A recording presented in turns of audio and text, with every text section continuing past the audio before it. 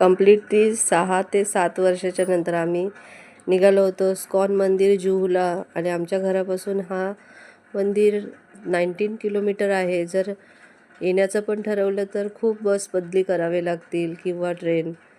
आणि मला ट्रेनचा प्रवास अजिबात जमत नाही. मला तिकीटसुद्धा काढायला येत नाही. मी बसचाच प्रवास जास्त करते आणि टॅक्सी वगैरे. मग नरेशने आज खूप वर्षाच्या नंतर निघाला म्हणून मला खूप बरं वाटलं. मी आणि चिऊ मागे बसलेलो आणि नरेश आणि आर्या पुढे बसलेला. एक एक मंदिर लागत होते रस्त्यामध्ये.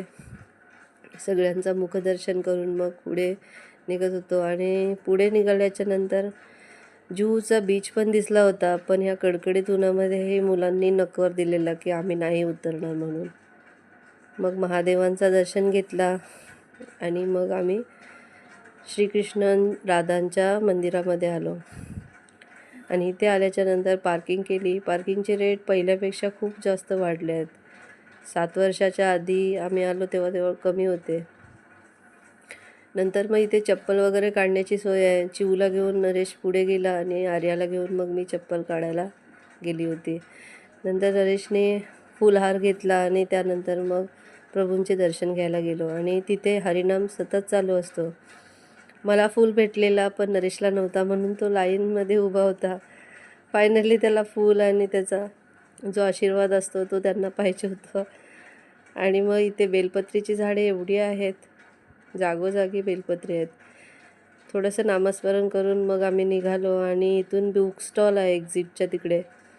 फूड स्टॉल आहेत, मूर्ती आहेत, फोटोज आहेत. मूर्तींची एवढी डिझाईन खूप सुंदर अशी होती आणि मन एकदम मस्त असं वाटतं.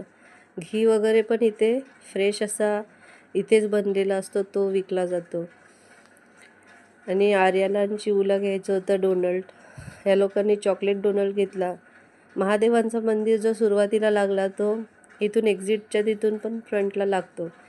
मग आम्ही सगळं छान असं दर्शन घेऊन मग घरी निघालो. वाटेमध्ये आर्याला आणि चिऊला खूप भूक लागली होती. मग त्या लोकांनी त्यांचे डोनल्ड खायला घेतले आणि माझा फास्ट होता.